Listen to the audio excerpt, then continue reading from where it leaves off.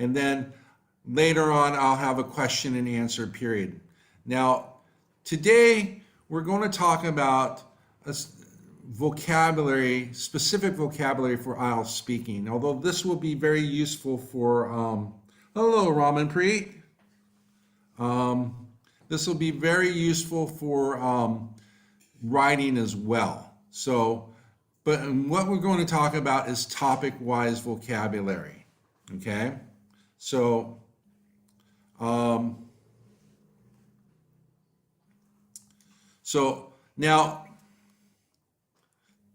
one of the things that you want to do is build on your ideas, okay? And this is for example, you want to say, for this question, what do you do for work? Don't just say I'm a doctor.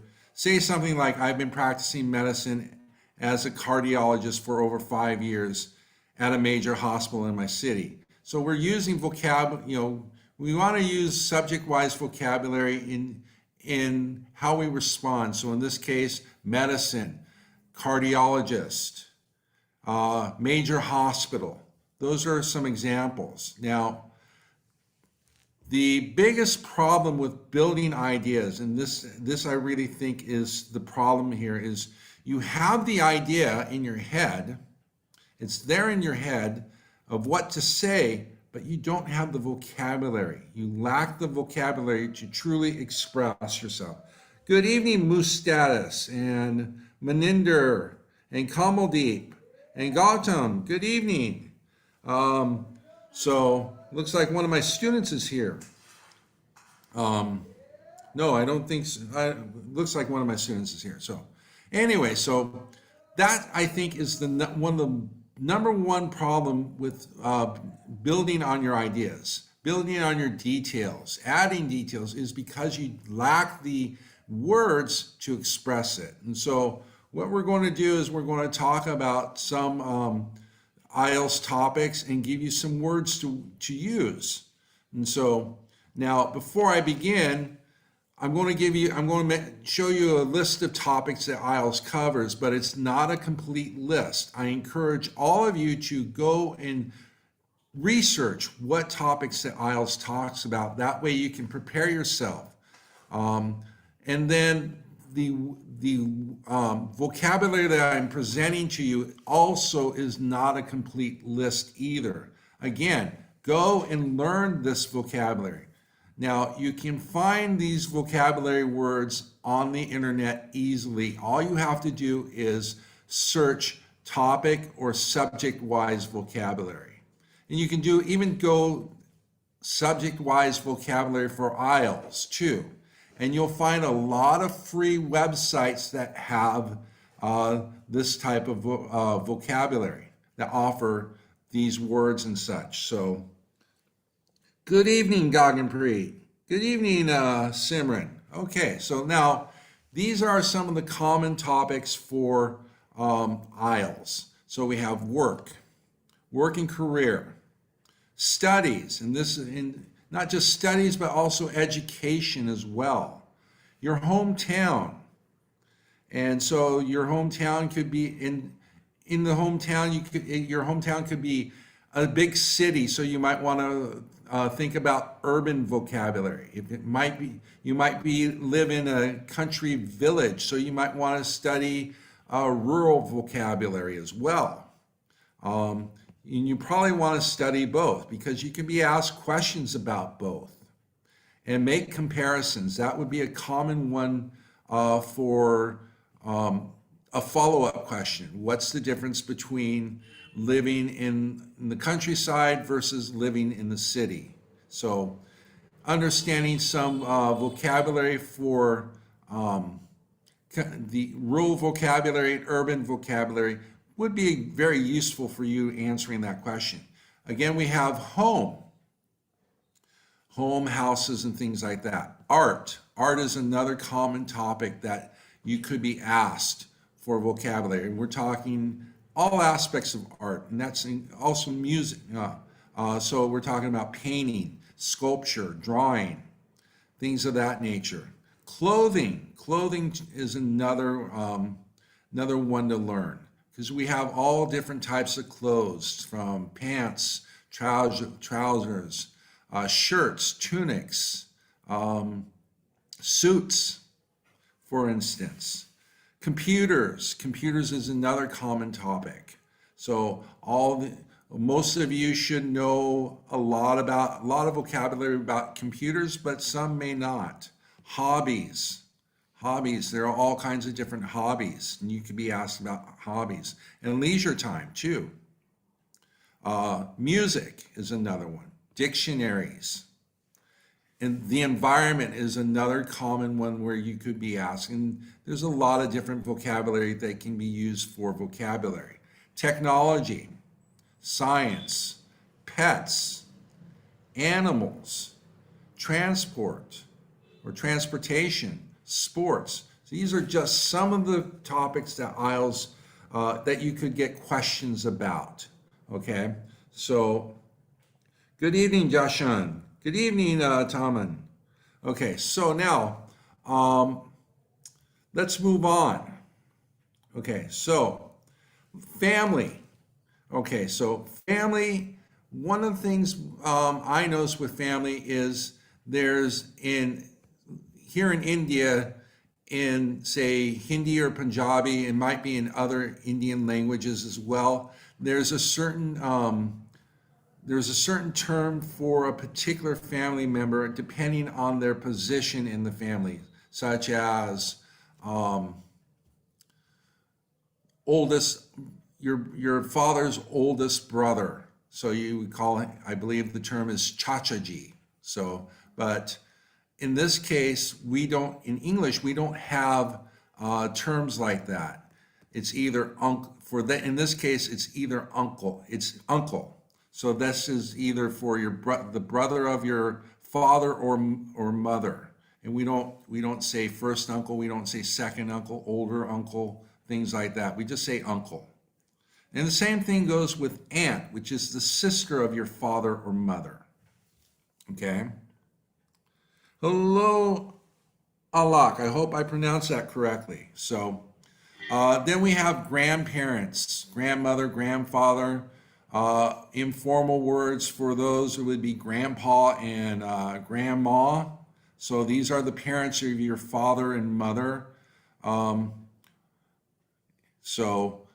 then cousin. One common mistake I hear here in India is referring to another cousin as my cousin's brother or my cousin's sister. Well, the secret is that person is your cousin. So we don't differentiate between cousins either. Then we also have paternal family. So that refers to everyone on your father's side of the family. So this would be your uncle or aunts, your grandparents, your father's cousins. So that side of the family we refer to as the paternal family. And the same thing goes for your mother's side of the family. So that's maternal family. And then of course we have in-laws. So if you're married, you should already know what an in-law is. So in-laws refer to those family members of your spouse. So for my wife, who, I have her brother, who is my brother-in-law.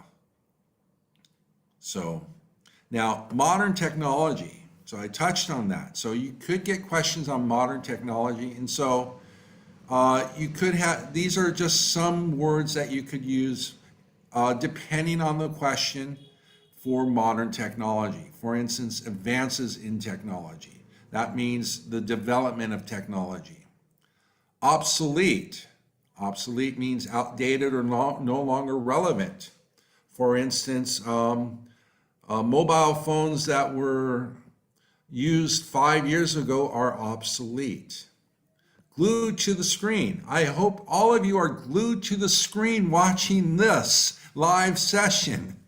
I'm certainly glued to the screen, interacting with you. So this means, but at the end I'm going to turn this off, and at the end you guys are going to turn it off. But glued to the screen is unwilling to remove oneself from a computer screen. But it could also apply to the television or one's mobile too. Not rocket science. When we use that phrase, we're talking about the technology is easy to use. So today's mobile phones are so easy to use, it's not rocket science. Something like that, okay? Surfing the web. This is browsing different websites, but you can also use that in relation to television. When you surf the channel surf. So you're browsing the different television channels. And then state of the art. This means the best in quality. It's number one, top quality. So that's what it is. Okay. So do any of you have any other words that can be used for modern technology? So don't be afraid to mention them. Okay. So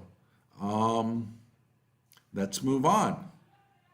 Okay, but if you have words that you can use, certainly mention them, please. We want to hear what these words are. Now, environment is another big one. You can get general questions, or you can get follow-ups. I've seen one cue card asking about an environmental law that you've heard about to kind of describe it and such. So,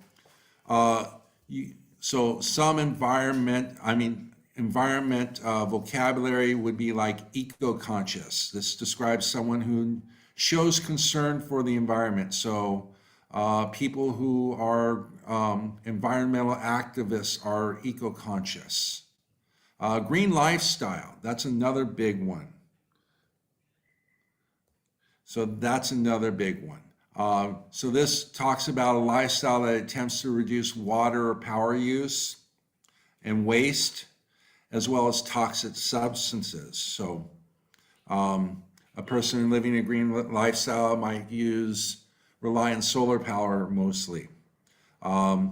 You have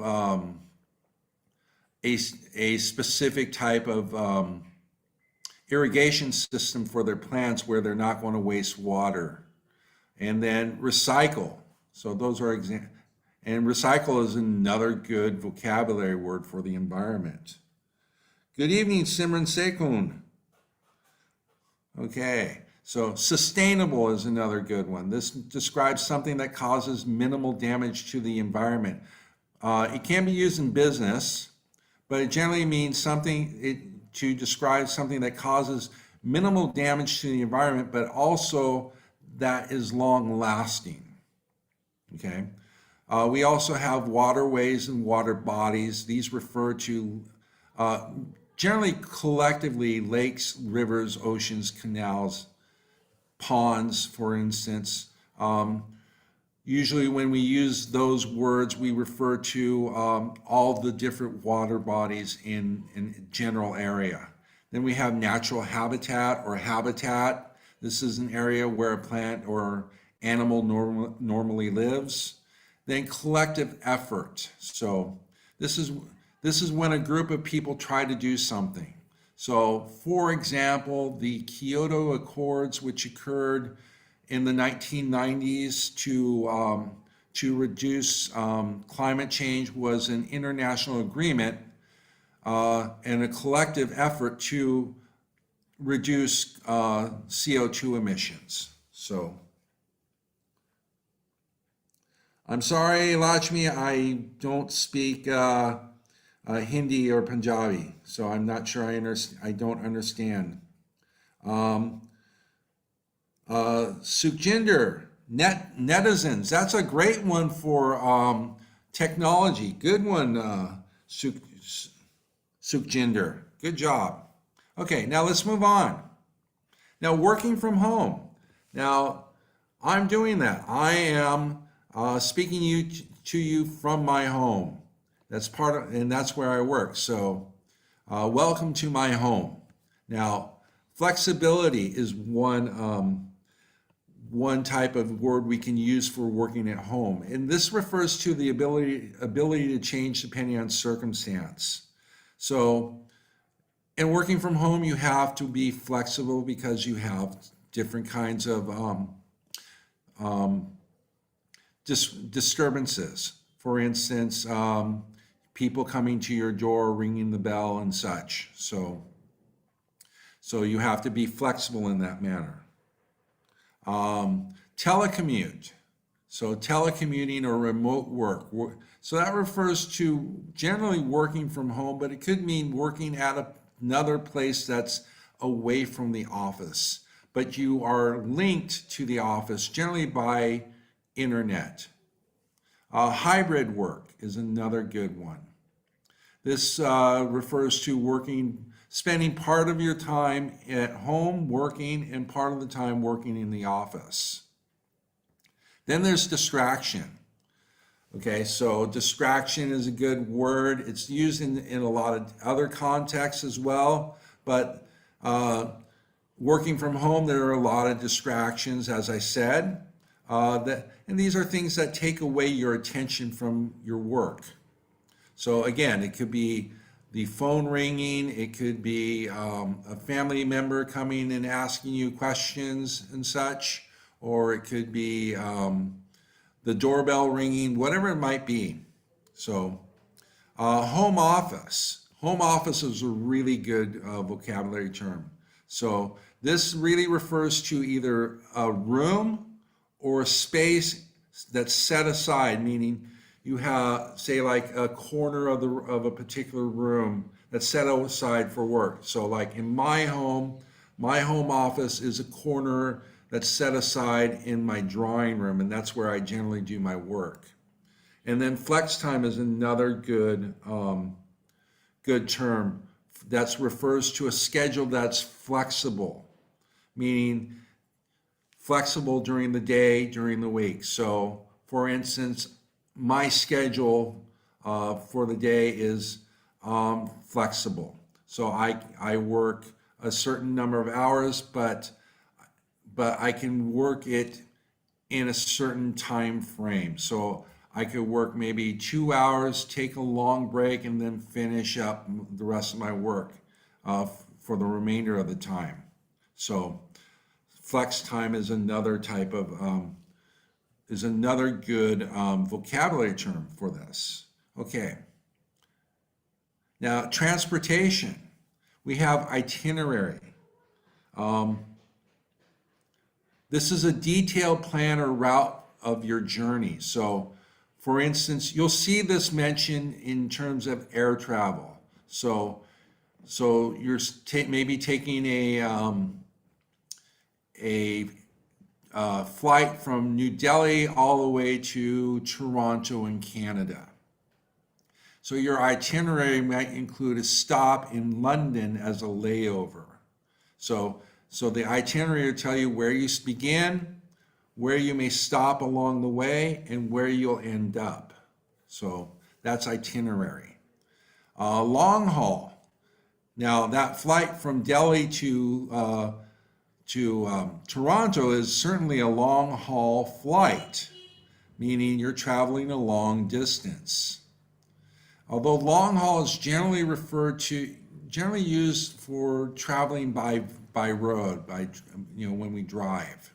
Although it could refer to any type of long distance traveling, whether it's by plane or by train, as well as by car. Bumper to bumper is another one. In the US, we use the term bumper to bumper traffic. That means that you have traffic, it's not necessarily stopped like a traffic jam, but it may be moving, but the cars are very close. So there's very little space between the cars, okay? We get that a lot here in India.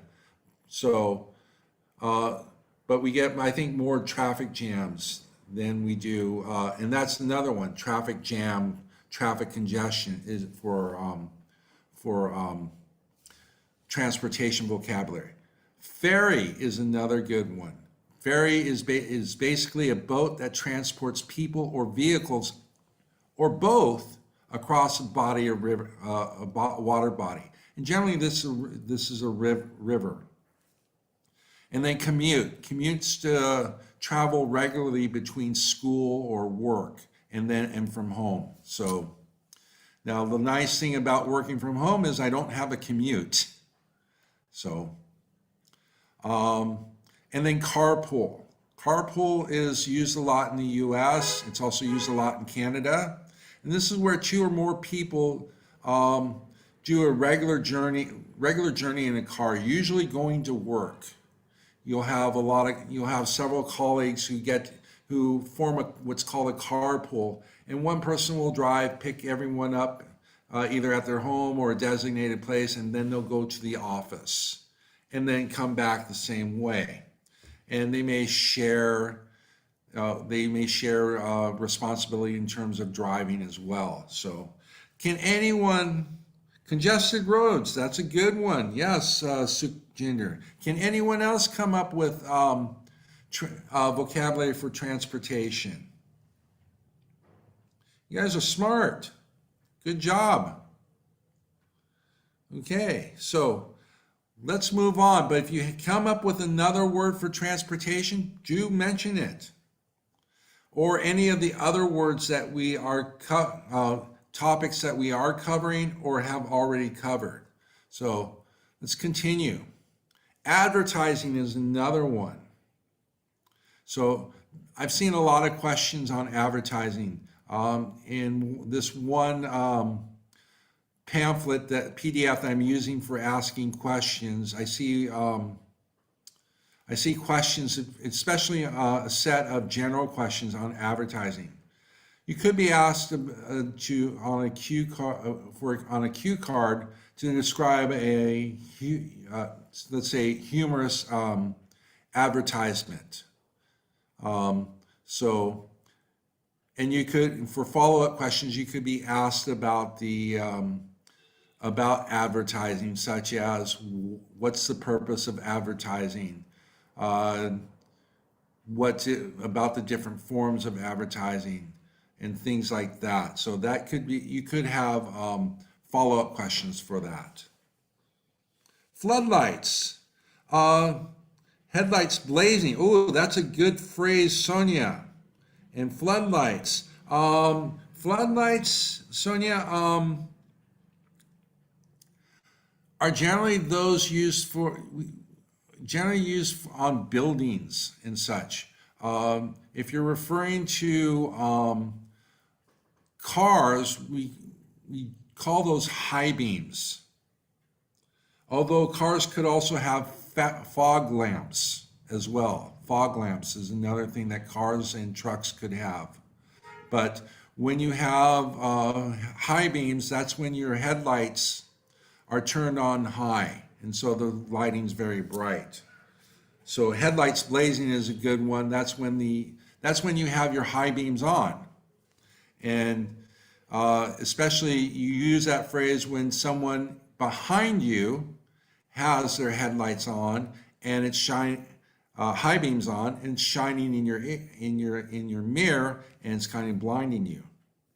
Or they're coming at you with their high beams on. They don't turn them down. Okay, so but those are good ones. Those are good ones. Okay, so but advertising, sponsor is a good one for, and then sponsorship. Sponsor refers to a business that pays for television or radio, for a radio show, and then advertises on that show. You could have there's also corporate sponsors. Corporate sponsors is usually used in reference to, say, like a professional sports team, such as a cricket team. You might see like Coca-Cola or Pepsi are corporate sponsors to a particular cricket team, or it could be like an automobile race team, things like that. Okay. Then you have celebrity endorsements, and we see these all the time. We see these on print ads. commercial ads on the internet, television ads, where a celebrity like Amitabh Bachchan or Katrina Kaif or whoever it might be, they do a commercial and they're promoting a certain product. So that's what we mean by celebrity endorsement. Then promotion. This is another good word. Promotion is the use of advertising strategies to market and sell a product. So a store, Flipkart may have a special promotion for Christmas promotion. So they're reducing prices to get people to purchase products through them. Marketing campaign. That's another good one. Or campaign. When we're talking, we could use marketing campaign or campaign. That means the use of different marketing strategies to promote a product based on a particular theme. So that last example, or going back, we just had Diwali last month, and so you would see people with Diwali sales, and so the theme would be Diwali. They're trying to get you to entice you to buy the perfect Diwali gift. So, and then we have billboard. Now, here in India, I noticed the term hoarding is used a lot. So billboard is basically the same idea. Basically, it's a large signboard that's used for advertising. You find these on buildings and roadsides. So, and then finally, target audience.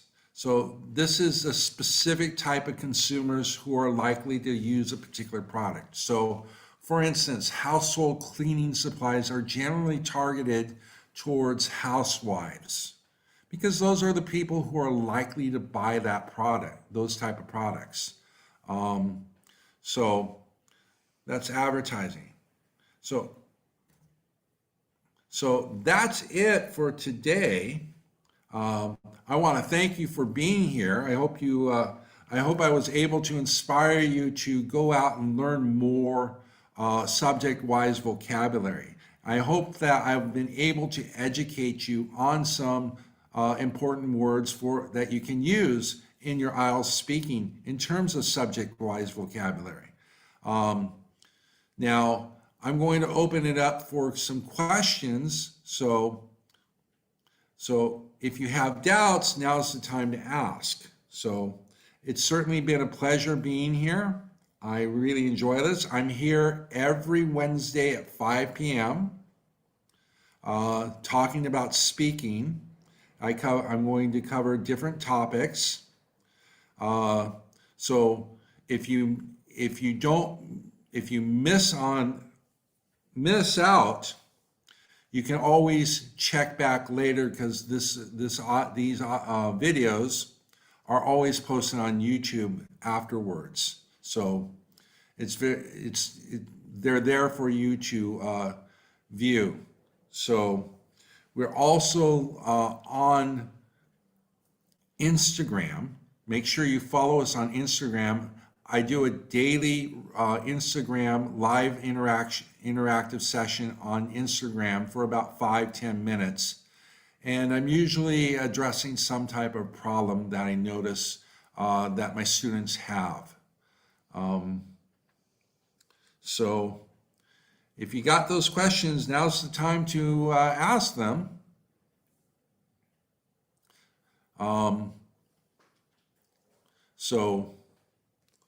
Sukhjinder, it's vocabulary. Your question is vocabulary must in IELTS speaking?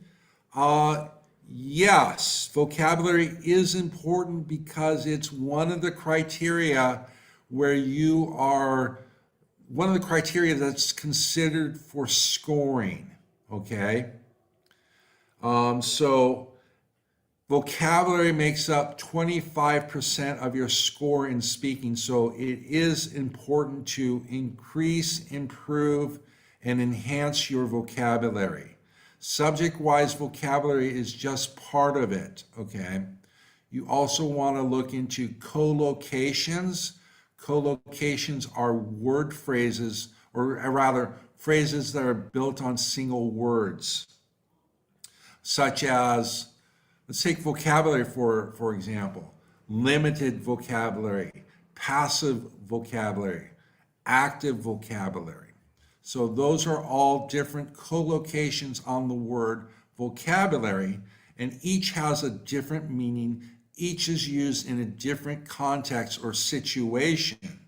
And so understanding, when you study those, you'll learn the words quicker, for instance, rather than learning individual words. You'll learn if you study the collocations, you'll learn individual words much quicker than just studying them individually as they are.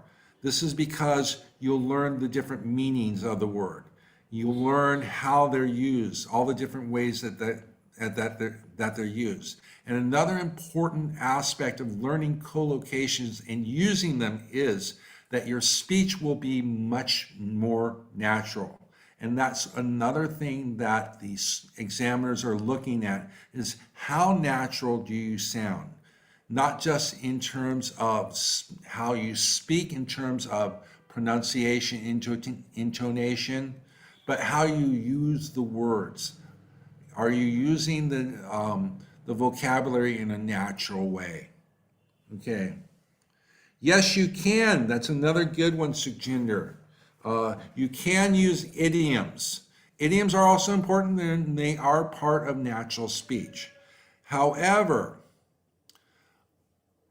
I recommend that you use an idiom only when you're comfortable and confident in using it. Okay? If you're not, don't. Okay? So it's okay to use idioms, but again, make sure that you're comfortable using it, that you're confident using it, that you know what it means, okay, and how it's used. But that's a great question, Sukhjinder. Now, where can you learn these? Well, I mentioned subject-wise vocabulary. You can find many websites to learn subject-wise vocabulary, okay? They're free.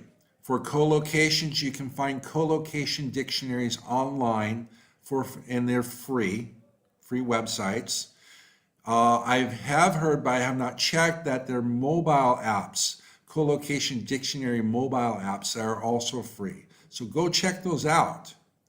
Then idioms. There are idiom dictionaries online as well. And so do check those out. Those are the 3 areas that I really recommend that people study for vocabulary. And this is going to help you not just in IELTS speaking, also in IELTS writing, okay? So, and then they will also help you in reading and listening as well. So, any other questions?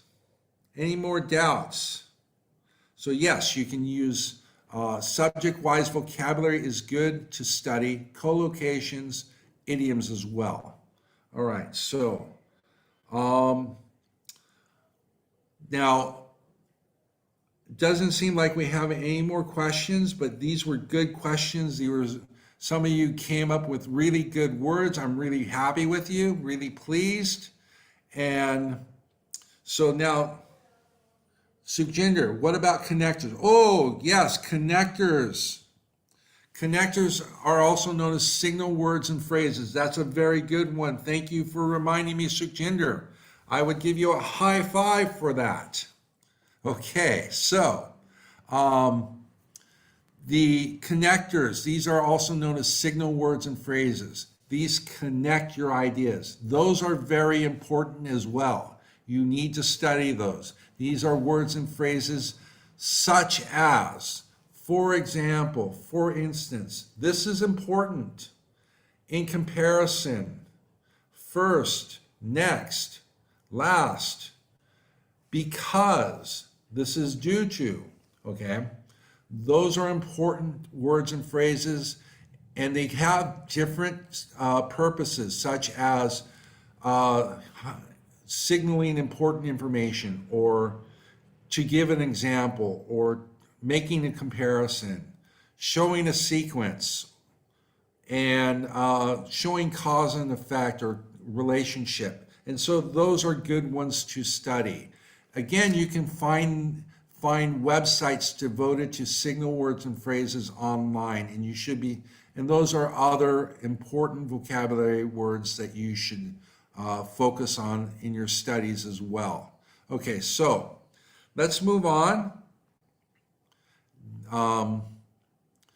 So now I want to talk about my IELTS tutor, what we do, the services we offer. First of all, we have a live premium training. We offer 40 hours of live sessions with certified IELTS experts. We have 50 plus practice tests, we have mock tests, daily interactive live classes where you meet with, you could meet with me, for instance. But we do have tutors that you meet with on a daily basis. We have simplified tips and tricks and strategies. And our strategies are they're easy to follow, step by step that steps that you follow. They're very easy to follow and very straightforward. We also provide step-by-step video lectures as well. And then we provide practice material for all 4 modules. Okay. Now, we also have live premium training. This we have writing, detailed analysis and feedback for writing. Then we have live reading discussions, and then one-to-one speaking. And this is one-to-one speaking practice. We have ebooks and PDFs and grammar ebooks. 9-band essay bank. So if you want to see what a 9-band score essay is, and you can we can give that to you and you can study from it. We have proven tips and strategies that we offer through live sessions. Vocabulary building tools, and this live session is just one of them. Join us and we will give you more. Free access to daily idea generation live classes. This is for speaking and writing. So we'll have classes of how you can come up with ideas. And a lot of times students have trouble coming up with ideas for cue cards. That's one of the biggest problems students come to me about, is how to answer cue cards. So by joining our live premium training and participating in these live idea generation live class, we talk about that. How can you deal with this, with a particular cue card and such? You get detailed one-to-one speaking feedback and analysis. And so that is where you simulate the speaking portion of the test. The trainer is listening to you, taking notes, then provides feedback, and then gives you tips, tell you how to do better. It's not just going to tell you what your mistakes are. That person's going to tell you how you can do better. And then we have live listening sessions. And then we have sessions where we understand marking criteria. Not necessarily sessions, but we have materials where you may have a question about a particular criteria in terms of marking, whether for speaking or writing. And so we'll explain that for you. We have mock tests along with analysis and in-class discussions of them. Then we have individual practice tests on reading and listening. 8-band strategies for reading to improve your accuracy. And then for each student, we develop a customized study plan that's tailor-made to your strengths and to your weaknesses. So that's what we offer. And this is this is who we are. Myself, Martin Victor, that's me, of course, Nana Chabra, and then Ms. Amita. And we're also hiring, we're looking to find more tutors as well as other positions such as graphic artists. So if you know people who are IELTS trainers or who are graphic designers or people who are looking for a job, do have them contact us. Just click on the link below and someone will get back to you. And then these are our most recent results. So we always strive for high scores, 7+. Actually, we strive for higher. We try to go for the highest our students can get, realistically get. So we're always shooting for 8+ bands. And for that, this is our commitment. This is our commitment to you. Your bands are our responsibility. And we're going to do everything we can to help you achieve your score, your desired band score, and hopefully exceed it. So that's our goal. That's our commitment to you. So, okay, so that's basically it. That's my presentation for today. Join me every Wednesday at 5 o'clock. Also follow us here on YouTube. Be sure to like, comment, and share this video, as well as our other videos that you like. Follow us on Instagram at My IELTS Tutor. Be sure to like, follow, and comment on those. And if you want to know more about what we offer our students, or would like more information about My IELTS Tutor, please click on the link below, and a representative will get back to you as quickly as possible. So that's it for today. Thank you for joining me. It was a great experience. I hope you benefited from it, and I'll see you next time. Thank you.